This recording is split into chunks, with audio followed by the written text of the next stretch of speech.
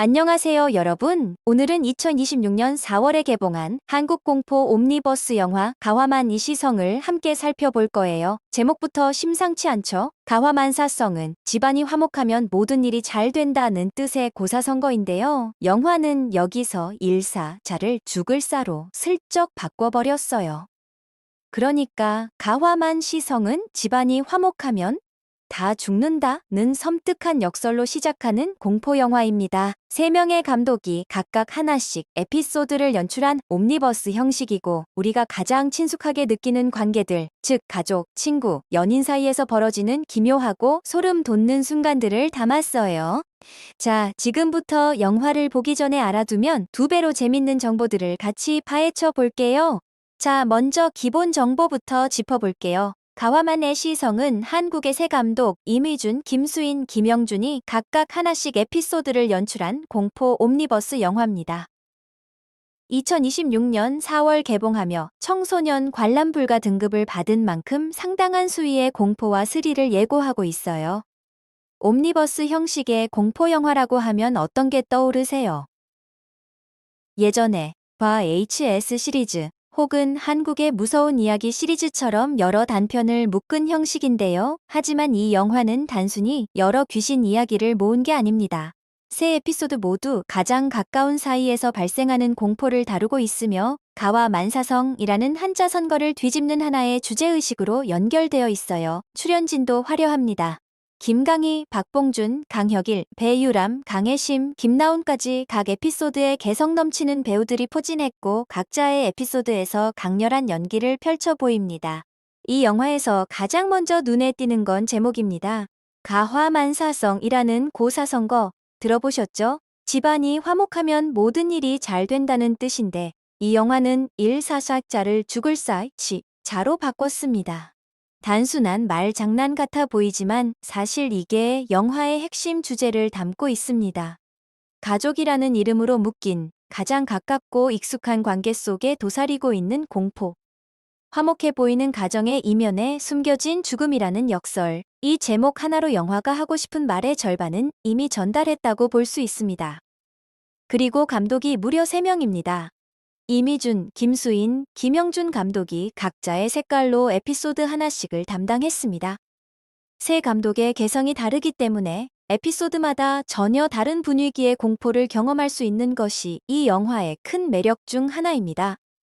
한 편의 영화에서 3가지 공포를 맛본다고 생각하면 꽤 효율적인 선택이죠. 이번엔 출연진을 살펴볼게요. 새 에피소드에 걸쳐 총 6명의 핵심 배우가 등장하는데 각자 정말 개성이 뚜렷해요. 먼저 김강희 배우. 첫 번째 에피소드의 중심인물로 섬세한 감정 연기로 유명한 배우인데요. 제사와 가족 관계라는 복잡한 서사 안에서 공포와 슬픔을 동시에 표현하는 장면이 특히 주목받고 있어요. 박봉준 배우는 카리스마 있는 중견 배우로 가족 내 권위 있는 인물을 맡아 보이지 않는 위협을 연기합니다. 실제로 무섭다기보다 이 사람이 왜 이럴까 라는 불편한 공포감을 자아내는 타입이에요. 강혁일 배우는 두 번째 에피소드 주연으로 현대적 공간에서 심리적으로 무너져가는 청년을 연기해요. 젊은 관객들이 특히 공감할 수 있는 캐릭터입니다. 그리고 강혜신 배우와 김나온 배우가 세 번째 에피소드를 함께 이끄는데요. 노년과 청년의 관계에서 발생하는 공포를 두 배우가 함께 풀어내는 케미가 정말 인상적이에요. 첫 번째 에피소드, 제사 돌아온 자에 오신 것을 환영합니다. 오늘은 가족이 제삿날에 한자리에 모이는 이야기입니다. 한국에서 제삿날은 단순한 의식이 아닙니다. 여러 세대가 모여 평소에는 각자의 삶을 살다가 이 날만큼은 한 공간에 갇히는 날입니다. 그 안에서 오래된 비밀과 갈등, 절대 꺼내선 안 되는 이야기들이 스멀스멀 올라오기 시작합니다. 이 에피소드의 공포는 귀신이 아니라 살아있는 사람들 사이의 비밀과 침묵에서 비롯됩니다. 죽은 조상을 기리는 자리에서 살아있는 가족들의 죄책감과 거짓말이 발목을 잡습니다. 한국의 재래 문화를 이해할수록 더 소름 돋는 공포를 경험할 수 있습니다. 왜 저 사람은 저쪽을 안 쳐다볼까? 왜 저를 하면서 손이 떨릴까? 이런 디테일이 복선이 됩니다. 영화를 보면서 세세한 부분들을 놓치지 마세요.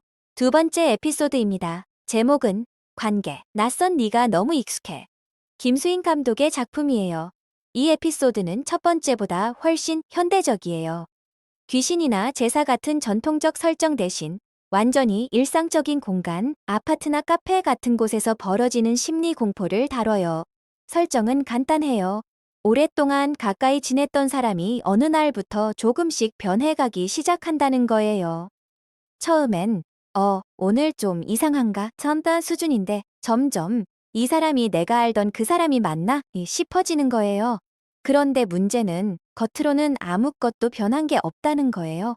같은 얼굴, 같은 목소리, 같은 이름, 그런데 뭔가가 달라. 이 불안함이 이 에피소드의 핵심 공포예요. 제가 특히 주목하는 건 강혁일 배우의 눈물 연기 씬이에요. 두 눈에 눈물이 맺힌 채 카메라를 응시하는 클로즈업 장면이 있는데 이 장면 하나로 영화 전체의 분위기가 확 살아난다는 평이 많아요. 공포 영화에서 눈물이 나온다는 게 조금 의아할 수 있는데 그게 바로 이 에피소드의 반전이에요. 공포와 심리, 감정이 뒤섞이는 경험, 심리 스릴러 좋아하시는 분들한테 강력 추천합니다.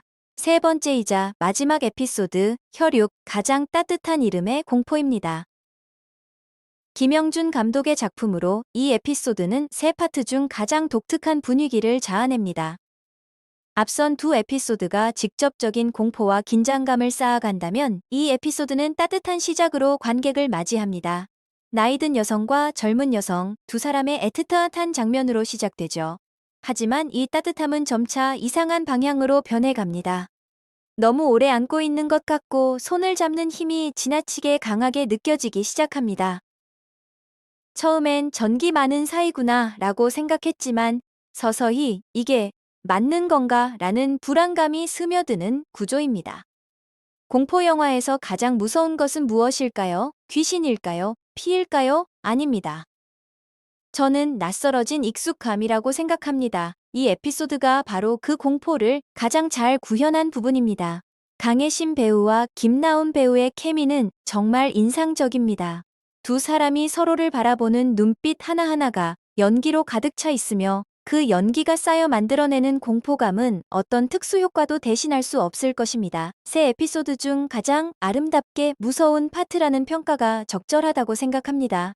자, 이제 영화를 보기 전에 또는 보고 나서 이 영상을 다시 보실 분들을 위해 감상 포인트를 정리해 드릴게요. 첫 번째, 제목의 한자놀이를 기억하세요. 세 에피소드가 각각 어떤 방식으로 가화만사성의 아이러니를 표현하는지를 생각하면서 보면 훨씬 더 깊이 있게 즐길 수 있어요. 두 번째, 세 에피소드 사이의 연결고리를 찾아보세요. 완전히 별개의 이야기처럼 보이지만 감독들이 의도적으로 숨겨놓은 연결 요소들이 있어요. 첫 번째 에피소드부터 귀를 쫑긋 세우세요. 세 번째는 공간 디테일이에요. 에피소드마다 배경이 완전히 달라요. 전통 가옥, 현대 아파트, 외딴 공간. 이 공간들 자체가 이야기를 하고 있어요. 소품 하나, 빛 하나도 허투루 놓인 게 없어요. 네 번째, 인물의 대사보다 표정과 몸짓에 집중하세요. 이 영화는 말로 설명하지 않아요. 배우의 눈빛, 손의 미세한 떨림이 진짜 이야기를 담고 있어요. 다섯 번째, 절대 마지막까지 자리를 지키세요. 세 번째 에피소드의 마지막 장면은 앞서 봤던 세 에피소드 전체를 완전히 새로운 시각으로 보게 만드는 반전이 숨어 있어요. 이 장면을 놓치면은 정말 아쉬워요. 영화의 비주얼과 연출 방식을 살펴보겠습니다. 세 에피소드 모두 극단적인 명암 대비를 활용합니다. 특히 첫 번째 에피소드에서는 촛불 하나로만 공간을 밝히는 장면이 인상적입니다. 촛불에 빛이 닿는 곳과 닿지 않는 곳의 차이가 공포를 자아냅니다. 사운드 디자인 또한 매우 독특합니다. 요즘 공포 영화들은 갑작스러운 큰 소리로 관객을 놀라게 하는 경향이 있지만 이 영화는 반대입니다. 오히려 소리가 없거나 아주 작은 생활음, 발소리, 문 여닫히는 소리, 숨소리 등을 극단적으로 활용합니다. 이어폰을 꼭 끼고 감상해보세요. 카메라 언어도 흥미롭습니다. 인물과 공간을 촬영하는 방식이 비슷한 비중으로 등장하며 빈 공간을 오랫동안 찍는 장면에서는 뭔가가 있을 것 같은 긴장감을 만들어냅니다. 세 감독이 공통적으로 추구하는 것은 보여주지 않는 공포입니다. 직접적으로 무서운 것을 보여주기보다 관객의 상상이 더 무섭게 만드는 방식입니다. 이는 공포 영화의 정석이자 가장 어려운 접근 방식입니다. 자, 실제로 영화를 본 관객들의 반응을 살펴볼까요? 가장 많이 나오는 반응이 무서운데 또 보고 싶다, 입니다. 영화가 끝난 후 여운이 남는다는 것이죠. 귀신이 나와서 무섭고 끝나는 게 아니라 봤던 장면들이 계속 머릿속에서 재생된다는 반응이 많습니다. 특히 첫 번째 에피소드는 우리 가족 같아서 더 무섭다는 반응이 많았어요. 제사 자리에서의 어색함과 오랫동안 쌓인 감정들을 경험해본 분들은 정말 뼈에 사무치는 공포를 느끼실 겁니다. 두 번째 에피소드는 강혁일 배우의 연기에 대한 칭찬이 압도적이었습니다. 눈빛만으로 공포를 만들어낸다. 이 배우, 이번 작품으로 완전히 다른 레벨이 됐다는 반응들이죠. 세 번째 에피소드는 아름다운데 무섭다는 반응이 많았습니다. 이 에피소드가 얼마나 독특한지를 잘 보여주는 것 같습니다. 평론가들은 한국 공포 영화의 새로운 시도라고 평가하며 특히 두 번째와 세 번째 에피소드의 완성도를 높이 샀습니다. 첫 번째 에피소드가 전통적인 한국 공포에 충실하다면 두 번째와 세 번째는 현대적이고 심리적인 공포로 진화했다는 평입니다. 자, 이제 총평을 내릴 시간이에요. 저는 이 영화에 5점 만점에 4점을 주고 싶어요. 공포, 연기력, 연출력, 완성도 모든 면에서 고른 점수를 받을 수 있는 작품이에요. 특히 연기력은 5점입니다. 이런 분들께 강력 추천드려요. 첫 번째로 한국 가족 문화, 제사, 무속에 관심 있는 분들. 이 문화를 이해하면 첫 번째 에피소드가 2배로 무서워요. 두 번째로 귀신보다 심리 공포를 좋아하는 분들. 이 영화는 귀신이 나와서 무서운 영화가 아니에요. 사람이 더 무서운 영화입니다.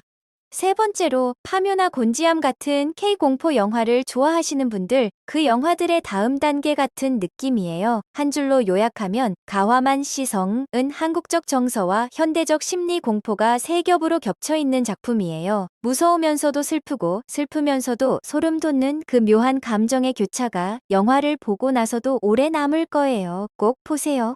오늘 가화만의 시성 영화 리뷰 어떠셨나요? 영화가 개봉 중이니 아직 못 보신 분들은 극장에서 꼭 경험해 보세요. 영화를 보고 난 후 혹은 보기 전에 관련 콘텐츠를 즐기고 싶다면 넷파일에 방문해 보세요. 넷파일은 netfile.co KL에서 접속할 수 있으며 최신 한국 영화, 드라마, 예능 등 다양한 콘텐츠를 빠르고 안전하게 즐길 수 있는 웹하드 서비스입니다. 신규 가입 시 무료 코인도 지급하니 지금 바로 방문해보세요. 오늘 영상 재밌게 보셨다면 좋아요와 구독 부탁드립니다. 앞으로도 좋은 영화 이야기 계속 들고 올게요. 감사합니다. 세나카와만 앤시성 다샤트야 홈 스위트 홈 사난 립파일 웹하드각 영화 제란 무료 다운로드 간 넷파일 다이 어일선 자르 전소민 자르 전도연 절엑시 시전리 공포영화 계란 한국영화